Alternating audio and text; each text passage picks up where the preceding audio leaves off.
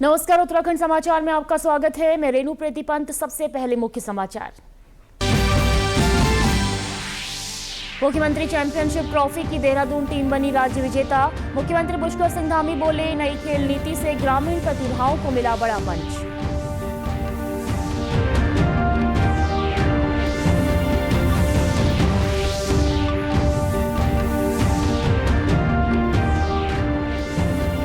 प्रदेश में इस साल अंतर्राष्ट्रीय महिला दिवस बुजुर्ग महिलाओं को किया जाएगा समर्पित। कैबिनेट मंत्री रेखा आर्या ने कहा, बुजुर्ग महिलाओं की आवश्यकताओं पर होगा मंथन।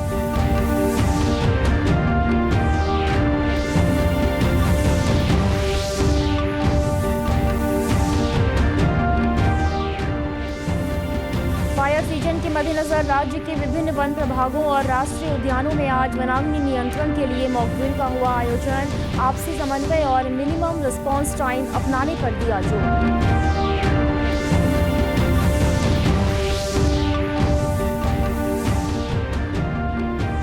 चारधाम और हेमकुंड साहिब की यात्रा की तैयारियां शुरू। यात्रा पड़ाव के सभी जिला प्रशासन ने विभागों को धरातल में व्यवस्थाएं जांचने के दिए निर्देश।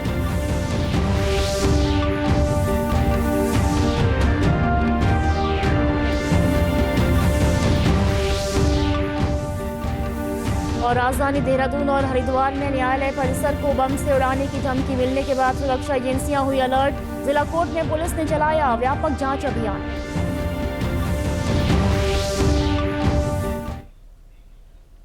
अब समाचार विस्तार से। देवभूमि उत्तराखंड में खेल प्रतिभाओं को बढ़ावा देते हुए ननूरखेड़ा मिनी स्टेडियम में मुख्यमंत्री चैंपियनशिप ट्रॉफी 2025-26 के राज्य स्तरीय मुकाबलों का आयोजन हुआ। इस प्रतियोगिता में देहरादून जनपद की टीम विजेता बनी और उन्हें मुख्यमंत्री पुष्कर सिंह धामी और खेल मंत्री रेखा आर्या ने सम्मानित किया। विजेता टीम को ट्रॉफी के साथ 5 लाख रुपये का नगद चेक भी प्रदान किया गया। इस अवसर पर मुख्यमंत्री पुष्कर सिंह धामी ने कहा कि इस वर्ष प्रतियोगिता को नए प्रारूप में आयोजित किया गया, जो न्याय पंचायत स्तर से शुरू होकर विधानसभा और संसदीय स्तर तक पहुंची। मुख्यमंत्री ने कहा कि इस पहल से प्रदेश को नए चैंपियन मिले हैं और ग्रामीण क्षेत्रों की प्रतिभाओं को बड़ा मंच मिला है। पदक विजेताओं को सरकारी नौकरियों में 4% आरक्षण का लाभ भी मिलेगा, जिससे युवाओं का मनोबल बढ़ेगा। देखिए, चैंपियंस ट्रॉफी में हमारे जो बच्चे हैं, पूरे राज्य के खिलाड़ी जो ग्राम पंचायतों से लेकर न्याय पंचायतें और सीमांत क्षेत्रों में सभी खिलाड़ियों को, बच्चों को एक मंच मिला है। उनकी प्रतिभाओं को प्रदर्शन का अवसर मिला है और बड़ी संख्या में 2.5 लाख से भी अधिक हमारे खिलाड़ियों ने इस प्रतियोगिता में भाग लिया है और सरकार ने भी उनके प्रोत्साहन की कोई कमी नहीं करी है। और इसके पीछे हेतु है कि हमारे सभी बच्चों को, खिलाड़ियों को आगे आने का अवसर मिले, उनका प्रोत्साहन हो, खेलों के क्षेत्र में वो बेहतर करियर बनाएं, प्रदेश का, देश का नाम रोशन करें। और 11 करोड़ रुपए की धनराशि डीबीटी के माध्यम से जो पुरस्कार विजेता हमारे खिलाड़ी हैं, उनके सीधे बैंक अकाउंटों में भेजा जा रहा है। कार्यक्रम में उपस्थित खेल मंत्री रेखा आर्या ने कहा कि प्रदेश सरकार खिलाड़ियों के उज्जवल भविष्य के लिए प्रतिबद्ध है। उन्होंने बताया कि आउट ऑफ टर्न नौकरियां, सरकारी सेवाओं में आरक्षण और अंतर्राष्ट्रीय स्तर की खेल सुविधाओं का निर्माण प्रदेश में किया जा चुका है। देहरादून ने जो है मुख्यमंत्री चैंपियनशिप ट्रॉफी यानी कि 5 लाख की धनराशि और ट्रॉफी जीतने का काम किया है, तो ये स्वाभाविक रूप से बच्चों को प्रेरणा देता है कि अगली बार हमारा जिला यदि प्रथम आएगा तो निश्चित रूप से हम ऐसा प्रयास करें, हमें भी मंच पर सम्मान और मुख्यमंत्री जी का आशीर्वाद प्राप्त होगा, ऐसा मैसेज जाएगा। और ये जो हमारी प्रतियोगिताएं हैं, ये जन जन को जोड़ने का भी काम किया है। आज समाज में एक खेल की जागृति फैलाने का काम किया है और आने वाले समय में 2027 हो, 2030 हो, 2036 हो, तीनों वर्षों में जो है बड़े आयोजन होने जा रहे हैं, चाहे वो ओलंपिक का हो, चाहे वो राष्ट्रमंडल का हो, चाहे नेशनल का हो। तो मैं समझती हूँ ये अवसर बच्चों को जो है और परिष्कृत करने का काम करेंगे। प्रदेश में खेलों के क्षेत्र में ये पहल नई ऊर्जा और अवसर लेकर आई है। मुख्यमंत्री चैंपियनशिप ट्रॉफी ने युवाओं को अपने हुनर को साबित करने का मंच दिया और उत्तराखंड को खेल भूमि के रूप में नई पहचान दिलाई है। प्रदेश में इस साल अंतर्राष्ट्रीय महिला दिवस बुजुर्ग महिलाओं को समर्पित किया जाएगा। महिला सशक्तिकरण एवं बाल विकास मंत्री रेखा आर्या ने कहा कि इस बार महिला दिवस हमारी उन दादियों और नानियों को समर्पित होगा जिन्होंने अपने त्याग, परिश्रम और संस्कारों से समाज की नींव मजबूत की है। उन्होंने कहा कि प्रदेश के हर जिले से वृद्ध महिलाओं को इस आयोजन में आमंत्रित करने के लिए दूर दराज के गाँव में सर्वे कर यह आकलन किया जा रहा है कि बुजुर्ग महिलाओं को किस प्रकार की सहायता की आवश्यकता है। हमारी जो 60 वर्ष से ऊपर की महिलाएं वो हमारे केंद्र बिंदु में उनका सशक्तिकरण या वो क्या कर रही हैं या क्या महिला सशक्तिकरण विभाग उनके लिए कितनी चीजें अभी तक समर्पित कर पाया है या सरकारी किन योजनाओं से वो आच्छादित हो पाई हैं या इस समय उनको 60 के बाद में उनको किन चीजों की आवश्यकता है, इसका पैरेलली समीक्षा करना। प्लस 60 वर्ष से ऊपर की हमारी उत्तराखंड की महिलाएं यदि वो बेहतरीन कर रही हैं किसी क्षेत्र में काम कर रही, चाहे वो फिटनेस के क्षेत्र में कर रही हो, चाहे वो स्वरोजगार के क्षेत्र में कर रही हो या सामाजिक अवेयरनेस के रूप में काम कर रही हो, तो ऐसे महिलाओं को मंच के माध्यम से सम्मानित करते हुए अन्य बुजुर्ग महिलाओं को जो है प्रेरणा देने का काम किया जा सकेगा। एक कोशिश है जो 8 मार्च को जो है आप हम सब लोग। उत्तराखंड में इस बार बारिश और बर्फबारी बेहद कम हुई है, जिसके कारण वनाग्नि की घटनाएं बढ़ने की आशंका जताई जा रही है। फायर सीजन के मद्देनजर राज्य के विभिन्न वन प्रभागों और राष्ट्रीय उद्यानों में आज वनाग्नि नियंत्रण के लिए मॉक ड्रिल का आयोजन किया गया। देहरादून में मुख्य वन संरक्षक सुशांत पटनायक ने कहा कि वन विभाग हर स्तर पर सतर्क और तैयार है। सभी इकाइयों को अलर्ट मोड पर रखा गया है। वहीं उपलब्ध संसाधनों की तत्परता और प्रभावशीलता जांचने के लिए आज एक व्यापक मॉक ड्रिल आयोजित की गई। इस अभ्यास में विभिन्न वन मंडलों और संबंधित विभागों को शामिल किया गया ताकि किसी भी आपात स्थिति में समन्वय बेहतर ढंग से किया जा सके। आज की इस मॉक ड्रिल में प्रत्येक वन प्रभाग में, प्रत्येक राष्ट्रीय उद्यान, प्रत्येक अभयारण्य में एक फायर पॉइंट जनरेट किया गया था। लगभग 11 बजे हमने सरप्राइज फायर पॉइंट जनरेट किया और उस फायर पॉइंट पे हमारी जो वनाग्नि दल है, शमन दल है, पहुंचते हुए वनाग्नि को नियंत्रण करने की दिशा में कार्रवाई की है।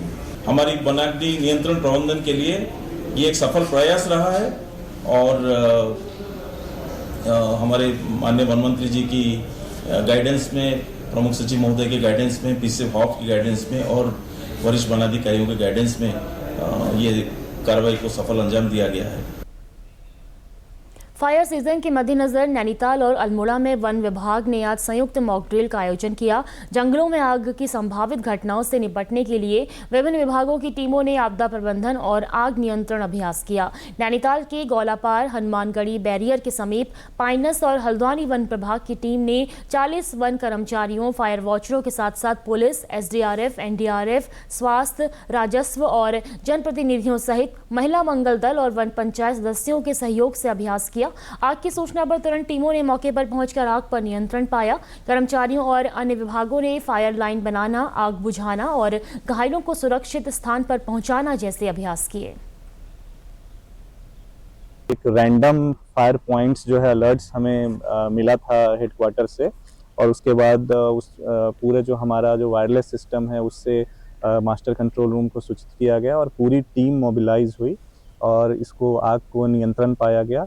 इसमें फिर एक जो फायर वॉचर था उसको भी उसका भी एक मॉक कराया गया कि वो घायल होता है तो फिर तुरंत जो है चिकित्सा विभाग की टीम आके और उसका जो है फर्स्ट एड और प्राथमिक चिकित्सा के दौरान उसको एम्बुलेंस से जो है हॉस्पिटल जो है भेजा गया है। तो ये पूरा जो है हमारा, इसके अलावा जो है फायर टेंडर्स भी आए यहाँ पे, तो पूरा जो है सारे विभागों के साथ समन्वय स्थापित करके मॉक ड्रिल को आज किया गया है। ये अभी वनाग्नि जो सीजन आने वाला है उसी के पर्पज से एक मॉक ड्रिल रखी गई थी कि जंगलों में आग के दौरान हम लोगों का रिस्पांस कैसे रहेगा, कौन कौन सी टीमें यहाँ पर आके मदद करेंगी और किस तरह से हम आग पर काबू पाएंगे और किस तरह से हम जो कैजुअलिटीज़ हैं या जो घायल हैं उनको इवैक्यूएट करेंगे।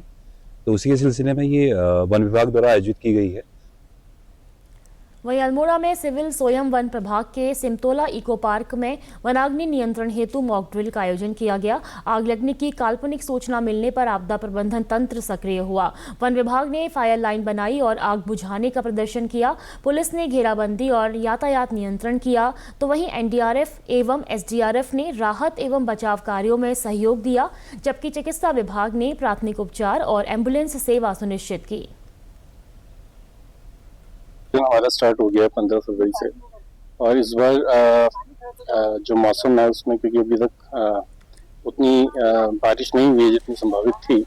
तो इसको देखते हुए हमें आशंका है कि इस बार फायर सीजन काफी चैलेंजिंग रहेगा, और उसी को देखते हुए आज पूरे प्रदेश भर में सभी जिलों में मॉक ड्रिल की जा रही है। देखिए, जो फायर है एक हमारा नेचुरल डिजास्टर में काउंट किया जाता है। तो डिजास्टर में है कि हमें ये बहुत बड़ा क्लियर हो गया है कि जंगल का आग बुझाना केवल फॉरेस्ट डिपार्टमेंट का ही काम नहीं है, और यदि आग बृहद स्तर पर लग जाती है तो केवल फॉरेस्ट डिपार्टमेंट उसको कंट्रोल नहीं कर सकता, उसके लिए हमें अन्य विभागों की सहयोग की जरूरत होती है।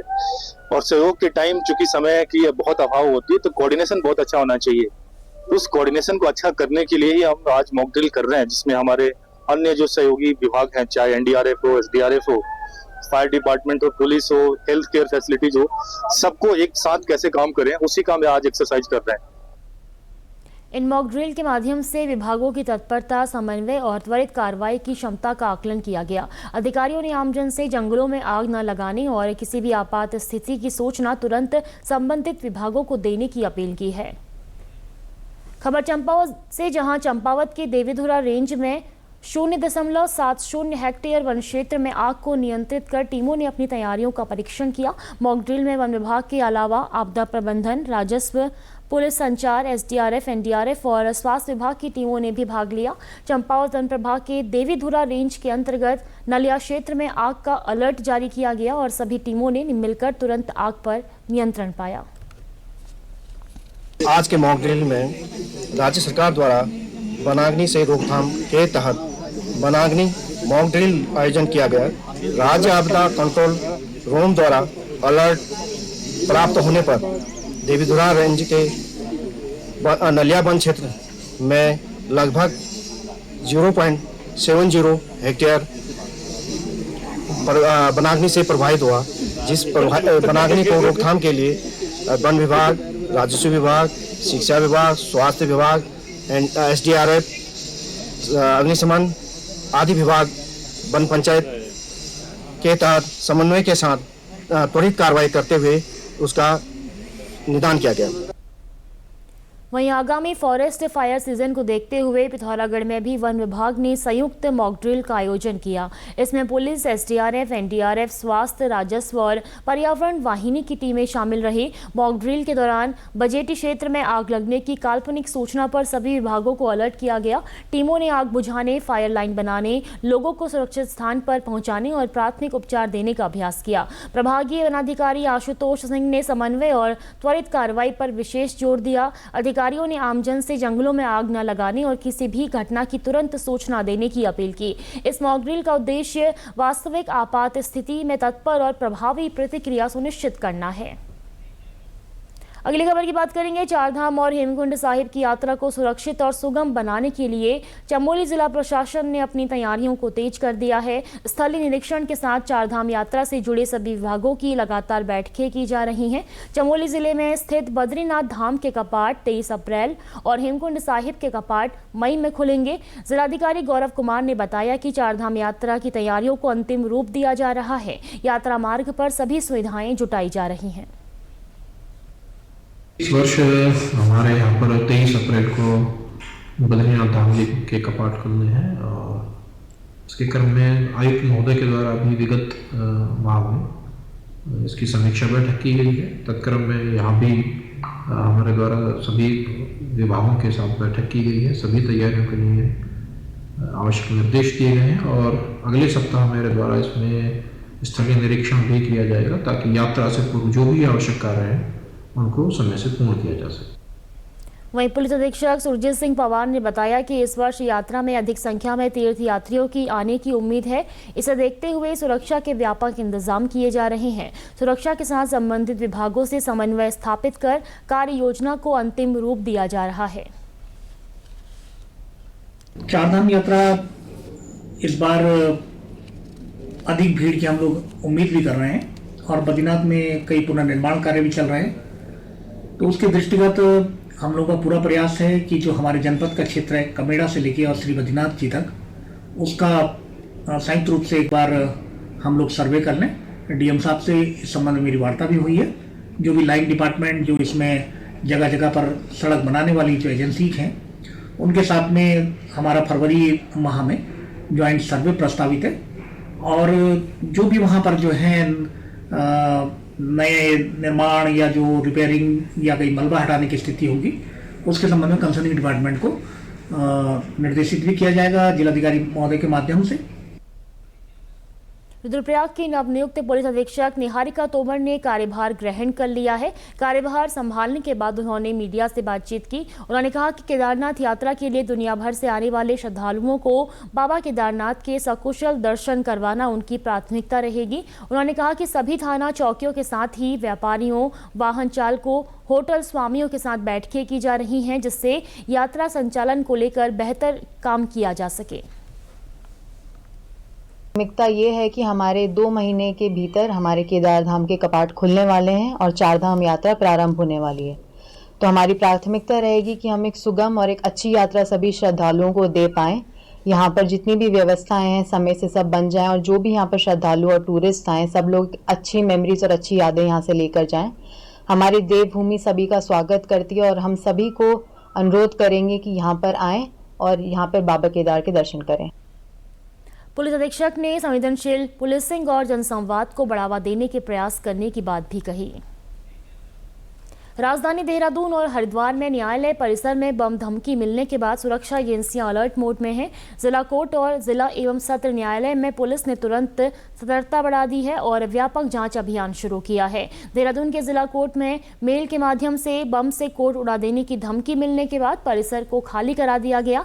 डॉग स्क्वाड और बम निरोधक टीम मौके पर पहुंचकर जांच में जुटी हुई है। सभी जुडिशरी अधिकारी और कर्मचारी सुरक्षित बाहर निकाले गए। तो वहीं हरिद्वार के रोशनाबाद स्थित जिला एवं सत्र न्यायालय को भी बम से उड़ाने की धमकी मिली। वरिष्ठ पुलिस अधीक्षक नवनीत सिंह भुल्लर के निर्देश पर एसपी सिटी के नेतृत्व में बम निरोधक दस्ता, डॉग स्क्वाड और सिटकुल पुलिस ने संयुक्त जांच अभियान चलाया। अभियान के दौरान मेटल डिटेक्टर और तकनीकी उपकरणों से पूरे परिसर की जांच की गई। पुलिस अधिकारियों ने बताया कि कोई संदिग्ध सामग्री नहीं मिली, लेकिन सुरक्षा बढ़ाने के लिए अतिरिक्त सतर्कता जारी है। ये जनपद हरिद्वार में है, इसके अतिरिक्त और भी जगह पे इस प्रकार का थ्रेट आया है। तो इसको प्राप्त होने के बाद में जो जनपद का बीडीएस स्क्वाड है, साथ में जो एक्सप्लोजिव डॉग है हमारा, जो एक्सप्लोजिव स्मेल करता है, सर्च करता है, इसके द्वारा माननीय न्यायालय को पूरा सैनिटाइज करवाया गया है। वहाँ पे जो माननीय न्यायालय की सुरक्षा में पीएसी का कंपोनेंट लगा है उनको अलर्ट किया गया है। जो ऑलरेडी चौकी है सिडकुल थाने की उनको अलर्ट किया गया है।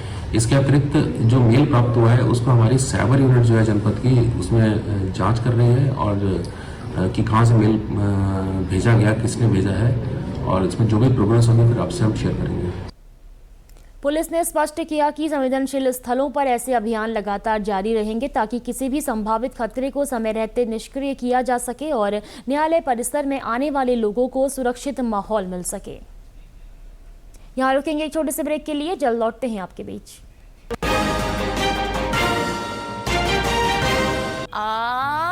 Good girl.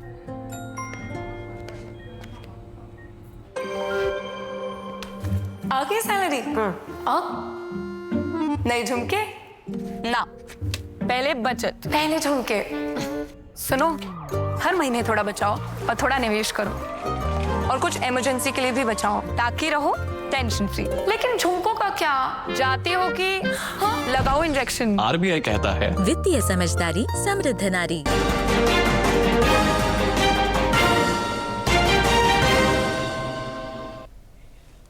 ब्रेक के बाद एक बार फिर आपका स्वागत है। खबरों में आगे बढ़ेंगे। नई टिहरी में समाज कल्याण एवं स्वास्थ्य विभाग के सहयोग से विशेष दिव्यांग शिविर का आयोजन किया गया। इस अवसर पर मौजूद जिलाधिकारी नितिका खंडेलवाल ने कहा कि जन जन की सरकार जन जन के द्वार कार्यक्रम में स्थानीय जनप्रतिनिधि और जनता की मांग पर शिविर आयोजित किया गया, जिसमें सभी प्रकार के दिव्यांग प्रमाण पत्र बनाए गए हैं। इसके साथ ही दिव्यांग जनों को व्हील चेयर, छड़ी, कान की मशीन सहित अन्य उपकरण भी वितरित किए गए।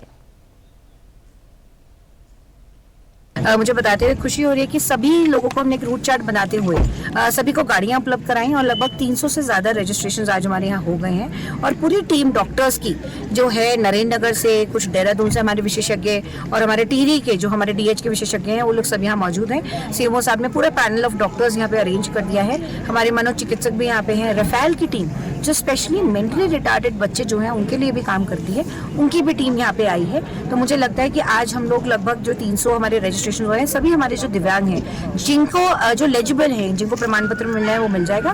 प्रमाण पत्र मिलने के बाद उनकी जो विधिवत सरकार से जो पेंशन उनको जानी है उसका भी कार्य अगले 15 दिन में पूर्ण हो जाएगा। वहीं टिहरी के मुख्य चिकित्सा अधिकारी डॉक्टर श्याम विजय ने बताया कि दिव्यांग शिविर में विभिन्न विशेषज्ञ चिकित्सकों ने अपनी सेवा दी है।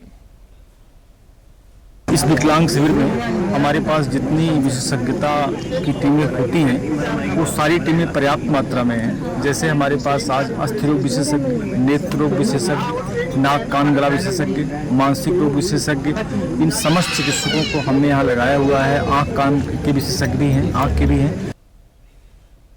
उधर पिथौरागढ़ में भी राष्ट्रीय मानसिक स्वास्थ्य कार्यक्रम के अंतर्गत मानसिक दिव्यांग शिविर का आयोजन किया गया। शिविर में एम्स ऋषिकेश और बेंगलुरु स्थित राष्ट्रीय मानसिक स्वास्थ्य एवं तंत्रिका विज्ञान संस्थान से जुड़े मानसिक रोग विशेषज्ञ चिकित्सकों ने मरीजों की जांच की। जांच के दौरान मौके पर ही दिव्यांग प्रमाण पत्र भी जारी किए गए, जिससे उन्हें विभिन्न सरकारी योजनाओं का लाभ मिल सके। बहुत पहले से हम लोगों ने सोचा था कि मानसिक विकलांग नहीं बन पाते हैं पिथौरागढ़ डिस्ट्रिक्ट में। सभी कैंपों में जैसे और जैसे विकलांग हो गए, फिजिकल विकलांग हो गए, वो सब तो बन जाते हैं, लेकिन ये मेंटल इलनेस वाले नहीं बन पाते थे। तो इस बार हमने एम्स ऋषिकेश और निमेंस बेंगलोर की सौजन्य से जो साइकेट्रिस्ट और साइकोलॉजिस्ट हमारे मुंसारी PSC में तैनात हैं, उनके सौजन्य से यहाँ पर कैंप लगाया हुआ है। पिथौरागढ़ से खबर। पिथौरागढ़ के जिलाधिकारी आशीष भटगाई ने आज जन जन की सरकार जन जन के द्वार अभियान के तहत बनाए गए कंट्रोल रूम का औचक निरीक्षण किया। इस दौरान उन्होंने विभिन्न विभागों को मिली जन शिकायतों और उसके निस्तारण की स्थिति की समीक्षा की। जिलाधिकारी ने अधिकारियों को निर्देश दिए कि शिकायतकर्ताओं से फोन पर संपर्क कर यह सुनिश्चित किया जाए कि उनकी समस्याओं का समाधान संतोषजनक ढंग से हुआ है या नहीं। उन्होंने लंबित मामलों को प्राथमिकता से निपटाने और रजिस्टर में विवरण समय पर दर्ज करने के भी निर्देश दिए हैं। जिलाधिकारी ने कहा कि जन शिकायतों के समाधान में किसी भी प्रकार की लापरवाही बर्दाश्त नहीं की जाएगी। सरकार जन जन के द्वार कार्यक्रम के लिए जनपद पिथौरागढ़ के अंतर्गत हम लोगों ने कंट्रोल रूम स्थापित किया था और कंट्रोल रूम के माध्यम से जो भी शिकायतें अब तक के जितने भी शिविर हैं उनमें दर्ज हुई हैं, समस्त शिकायतकर्ताओं को हम लोग फ़ोन करके उसका फॉलोअप भी ले रहे हैं, संबंधित विभाग को भी कॉल कर रहे हैं। उसी के क्रम में मेरे द्वारा औचक निरीक्षण आज कंट्रोल रूम का किया गया है। तो ये पाया गया है कि सभी लोगों को यहाँ से लगातार कॉल किया जा रहा है। हमने उनको ये भी बताया कि एक बार और पुनः सभी को कॉल कर लें और जिनकी समस्याओं का निस्तारण हो चुका है उनको भी बताएं। कतिपय कारणों से जिनका अभी भी गतिमान है, कुछ ऐसे प्रकरण है, तो उसकी निस्तारण की कार्रवाई भी विभागों के स्तर पर तत्काल की जाए और संबंधित जो शिकायत करता है उनको भी अवगत कराया जाए। नशा मुक्त उत्तराखंड के संकल्प को मजबूत करते हुए बागेश्वर पुलिस ने बड़ी सफलता हासिल की है। कांडा रोड के पास SOG और कोतवाली बागेश्वर की संयुक्त टीम ने संदिग्ध 2 लोगों को गिरफ्तार किया। उनके कब्जे से कुल 1.4 किलो से अधिक अवैध चरस बरामद हुई है, जिसकी अंतर्राष्ट्रीय बाजार में कीमत लगभग 3 लाख रुपए आंकी गई है। दोनों अभियुक्तों के खिलाफ NDPS एक्ट के तहत मुकदमा दर्ज कर आवश्यक वैधानिक कार्रवाई शुरू कर दी गई है। चरस तस्करी में प्रयुक्त दोनों वाहन भी सीज कर दिए गए हैं।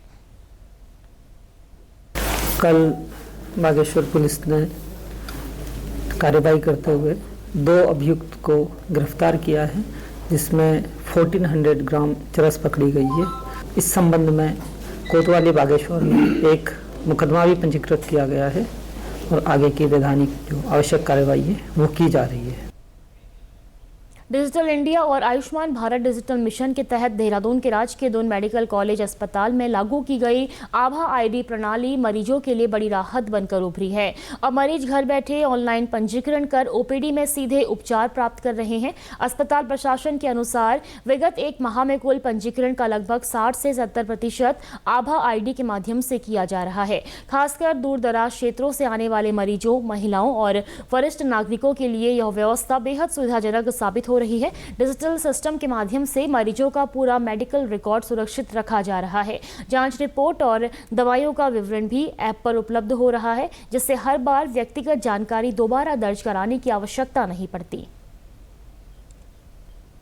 आभा ID सरकार की एक बहुत ही अच्छी पहल है, जिसके थ्रू हमारा मेडिकल जो भी हमारा हिस्ट्री है उसको हम डिजिटलाइज कर रहे हैं। उसका पहला स्टेप है ऑनलाइन रजिस्ट्रेशन करना। हमारे यहाँ OPD काफ़ी ज़्यादा जाती है, गर्मियों के वक्त वो करीब 3000 तक पर डे की चली जाती हैं। तो भीड़ और रजिस्ट्रेशन में देरी को कम करने के लिए ये बहुत हेल्पफुल हो रहा है। हालांकि अस्पताल में ऑफलाइन पंजीकरण व्यवस्था भी पहले की तरह जारी है ताकि जो मरीज अभी आभा आईडी से नहीं जुड़े हैं उन्हें किसी भी प्रकार की असुविधा ना हो। ये जो आभा ऐप है ना, ये बहुत अच्छा ऐप है। यहाँ तो मेडिकल उसमें ये लॉन्च हुआ है, जब से मैं इसको ऐप यूज़ कर रही हूँ और ये बहुत अच्छा है। इससे मैंने घर बैठे रजिस्ट्रेशन किया और मुझे लाइन में भी नहीं लगना पड़ता। मेरा उपचार भी जल्दी हो जाता है और बहुत सारा फायदा भी होता है इससे। आभा आईडी प्रणाली न केवल पंजीकरण प्रक्रिया को सरल बना रही है बल्कि स्वास्थ्य सेवाओं को अधिक पारदर्शी और प्रभावी भी बना रही है। डिजिटल हेल्थ की दिशा में यह पहल उत्तराखंड में स्वास्थ्य व्यवस्थाओं को नई पहचान दे रही है। अगली खबर की बात करेंगे। हल्द्वानी शहर में पिछले 2 सालों से सीवरेज, नालियां और सड़कों में निर्माण हो रहा है जो लोगों के लिए परेशानी का सबब बन गया है। जगह जगह टूटी सड़कें और बंद नालियों के कारण लोगों को काफी दिक्कतों का सामना करना पड़ रहा है। हल्द्वानी के सिटी मजिस्ट्रेट ने बताया कि जल्द ही विभाग से वार्ता कर इस समस्या का समाधान किया जाएगा। तो वहीं जिलाधिकारी ललित मोहन रयाल ने बताया कि संबंधित विभाग को गुणवत्तापूर्ण कार्य जल्द से जल्द पूरा करने के निर्देश दिए गए हैं। यूयूएसडीए द्वारा शहर हल्द्वानी में पेयजल, सीवरेज और रोड वाइडनिंग के काम किए जा रहे हैं। कुछ क्षेत्रों में बारंबार ये शिकायतें मिल रही हैं कि काम की रफ्तार सुस्त है, धीमी है, या जो सड़कें पाइपलाइंस डालने के लिए खोल दी गई थी उनको समय से नहीं किया जा रहा है। तो ये परियोजना प्रबंधक एडीबी को कहा गया है कि इसे टाइमलाइन में पूरा करें और शीघ्र ही हम विभिन्न विभागों के साथ समन्वय बैठक आहूत करने जा रहे हैं। निर्वाचन आयोग ने आज 10 राज्यों में राज्यसभा की 37 सीटों के लिए चुनाव की घोषणा की है। अधिसूचना 26 फरवरी को होगी और नामांकन 5 मार्च तक दाखिल किए जा सकते हैं। मतदान 16 मार्च को कराया जाएगा। केंद्रीय मंत्री रामनाथ ठाकुर, राज्यसभा के उपसभापति हरिवंश और शरद पवार गुट वाली राष्ट्रवादी कांग्रेस पार्टी के शरद पवार सहित कई नेता सदन में अपना कार्यकाल पूरा कर रहे हैं। प्रदेश के समाचारों में बस इतना ही। चलते चलते मुख्य समाचार एक बार फिर। मुख्यमंत्री चैंपियनशिप ट्रॉफी की देहरादून टीम बनी राज्य विजेता। मुख्यमंत्री पुष्कर सिंह धामी बोले, नई खेल नीति से ग्रामीण प्रतिभाओं को मिला बड़ा मंच।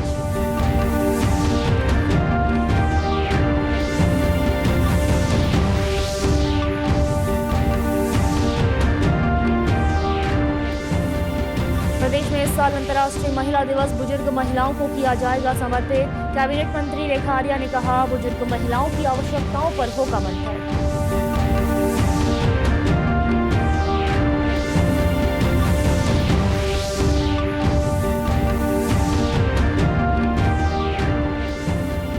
फायर सीजन के मद्देनजर राज्य के विभिन्न वन प्रभागों और राष्ट्रीय उद्यानों में आज वनाग्नि नियंत्रण के लिए मॉक ड्रिल का हुआ आयोजन। आपसी समन्वय और मिनिमम रिस्पांस टाइम अपनाने पर दिया जोर।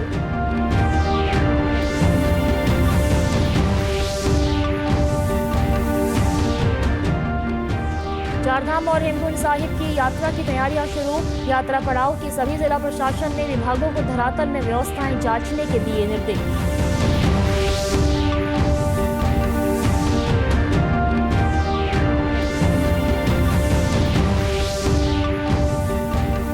और राजधानी देहरादून और हरिद्वार में न्यायालय परिसर को बम से उड़ाने की धमकी मिलने के बाद सुरक्षा एजेंसियां हुई अलर्ट। जिला कोर्ट में पुलिस ने चलाया व्यापक जांच अभियान। प्रदेश से जुड़ी अपडेट्स के लिए आप हमसे सोशल मीडिया के माध्यम से भी जुड़ सकते हैं। हमारा एक्स हैंडल है DDNews_देहरादून। हमारा फेसबुक पेज है DD न्यूज़ उत्तराखंड। हमारे YouTube channel DD news Uttarakhand को आप सब्सक्राइब करें और हमारे Instagram page DD news Uttarakhand को भी फॉलो करें। नमस्कार।